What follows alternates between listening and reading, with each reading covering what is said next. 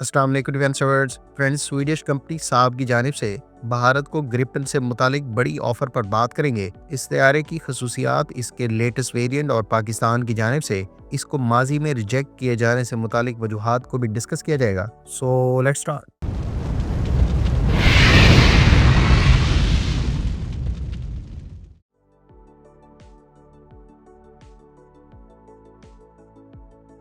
भारतीय एयरपोर्ट्स के लिए 114 नए तैयारों के हसूल के लिए 2018 में जारी करदा MRFA टेंडर के तहत मुख्तलिफ कंपनियां अट्रैक्टिव ऑफर्स के साथ इस कंपटीशन में हिस्सा ले रही हैं। हालिया दिनों में भारतीय हुकाम की जानिब से इस मकसद के लिए नए तैयारों के हसूल के लिए कोशिशें काफ़ी तेज़ कर दी गई हैं और इधर कंपनियां भी मुख्तलिफ अट्रैक्टिव ऑप्शंस के साथ अपने अपने प्लेटफॉर्म्स को भारत को फ़रोख्त करने के लिए कोशिश है।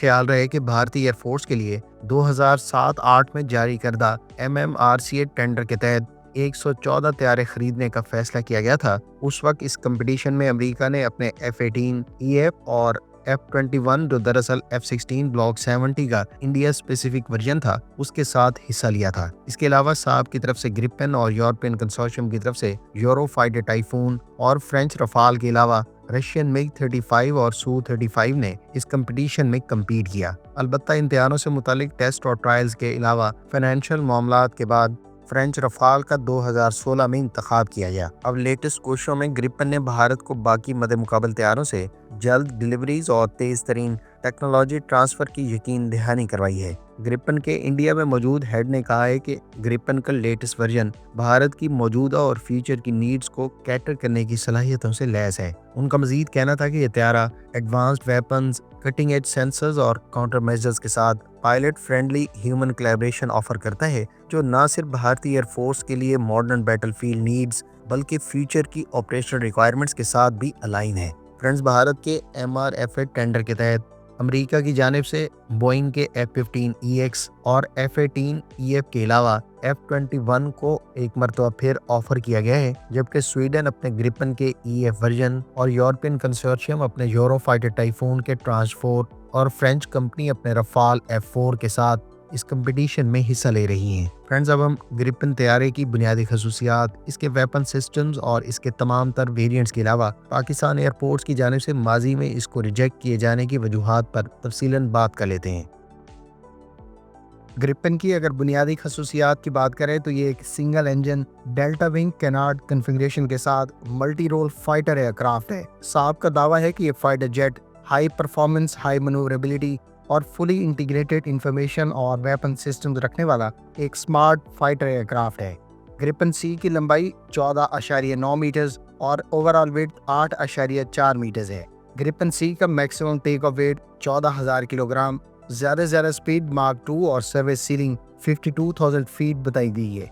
इस पर टोटल 8 हार्ड पॉइंट्स मौजूद हैं, जिस पर वैरायटी ऑफ वेपन्स और पार्ट्स को कैरी किया जा सकता है। इब्तदाई दोनों A और C वर्जन्स को वॉल्वो एरो के RM12 इंजन से पावर्ड किया गया है, जो बुनियादी तौर पर जनरल इलेक्ट्रिक के F404 इंजन पर बेस्ड है। यह इंजन इसे 80.5 किलो न्यूटन थ्रस्ट और मार्क 2 यानी 2470 किलोमीटर पर आवर की स्पीड फराहम करता है। इस एयरक्राफ्ट की कॉम्बैट रेंज 800 किलोमीटर और फेरी रेंज 3000 किलोमीटर है। CD वर्जन के बारे में साहब का दावा है कि इसमें बेहतर सिचुएशनल अवेयरनेस, मुख्तलिफ सप्लायर्स के वेपन्स फायर करने और लो फ्लाइंग कॉस्ट जैसी खूबियों से लैस किया गया है। C वर्जन एयरक्राफ्ट की unit cost 44 to 46 million dollar के दरमियान है। इस एयरक्राफ्ट पर टेक ऑफ डिस्टेंस 400 और लैंडिंग सिर्फ 500 मीटर्स है। ग्रिपेन में digital fly by wire flight control system, इब्तदाई वर्जन पर striker helmet mounted display system, PS5A pulse Doppler radar नस्ब किया गया है, जिसको एरिक्सन और GEC मार्कोनी ने मिलकर तैयार किया है। याद रहे कि GEC मार्कोनी अब ब्रिटिश एरोस्पेस की मिल्कियत है। यही बरतानवी कंपनी सी हैरियर और यूरोफाइटर टाइफून के लिए ब्लू विक्सन और कैप्टन रेडार्स बना चुकी है। साब का ग्रिपेन रेडार भी ब्लू विक्सन पर बेस्ड है। यह रेडार 120 किलोमीटर की दूरी से टारगेट्स को समंदर, फिजा और जमीन पर डिटेक्ट और लोकेट करने की सलाहियत रखता है। यह रेडार एक ही वक्त में कई beyond visual range air to air missiles को अहदाफ पर फायर कर सकता है।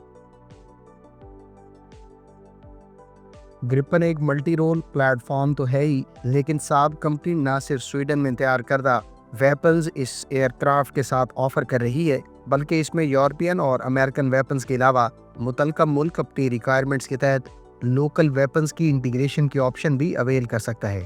سب سے پہلے اگر ہم ایئر ٹو ایئر ویپنز کی بات کریں تو شارٹ رینج کیٹیگری میں یورپین کنسورشیم کا تیار کردہ ہائی آف بور سائٹ اور تھرسٹ ویکٹر کنٹرول صلاحیت کا حامل IRIST، جس کی رینج 25 کلومیٹر ہے اور سپیڈ ماک 3 ہے، وہ اس طیارے کے ساتھ آفر کیا جا رہا ہے۔ 10 کلومیٹر رینج رکھنے والا ساؤتھ افریقن کمپنی ڈینل کا Darter short range air to air missile اور American AIM-9M Sidewinder missile بھی فائر کرنے کی صلاحیت موجود ہے۔ BVR کیٹیگری میں میٹیور اور امریکن AMRAAM AIM-120B اور C ورژن کو بھی اس ایئر کرافٹ سے فائر کیا جا سکتا ہے۔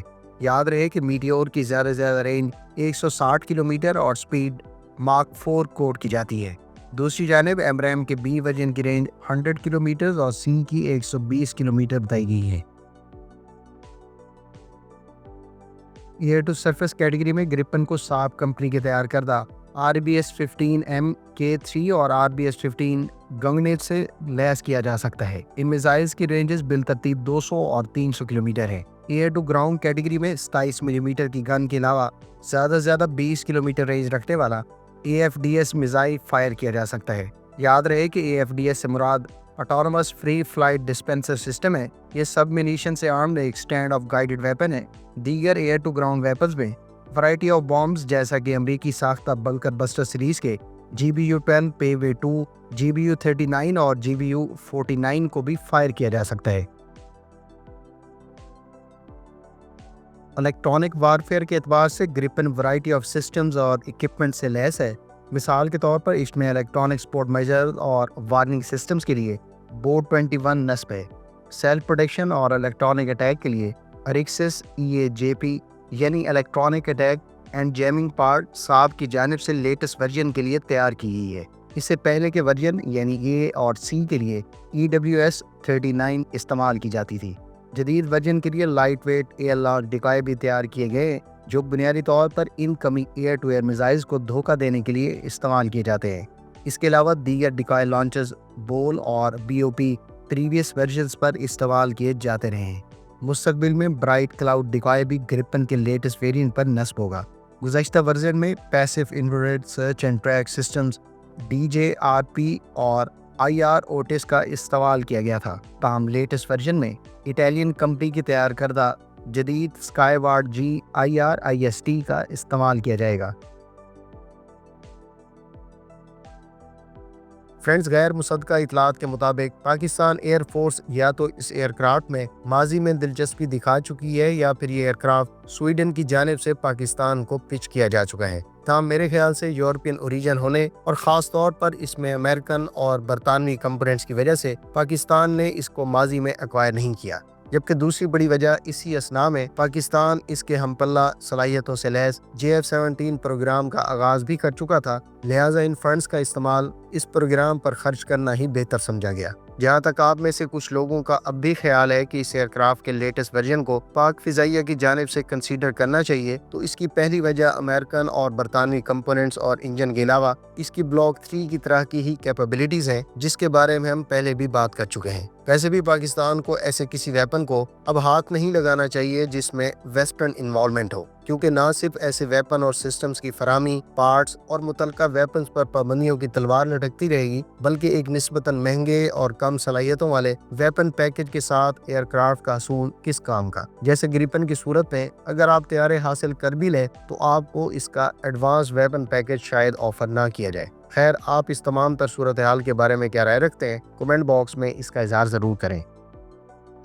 فرینڈز، آپ کے خیال سے بھارت کی جانب سے MRF ٹینڈر کے تحت کس طیارے کا انتخاب کیا جا سکتا ہے؟ کمنٹ باکس میں اپنی رائے کا اظہار ضرور کریں۔ امید ہے اس ویڈیو سے آپ کو سویڈش کمپنی ساب کی جانب سے بھارت کو گرپن سے متعلق لیٹسٹ آفر اور اس طیارے کی تمام تر صلاحیتوں کے بارے میں بہت کچھ جاننے کا موقع ملا ہوگا۔ ملتے ہیں نیکسٹ ویڈیو کے ساتھ، اپنی دعاؤں میں یاد رکھیے گا۔ اللہ حافظ۔ پاکستان زندہ باد۔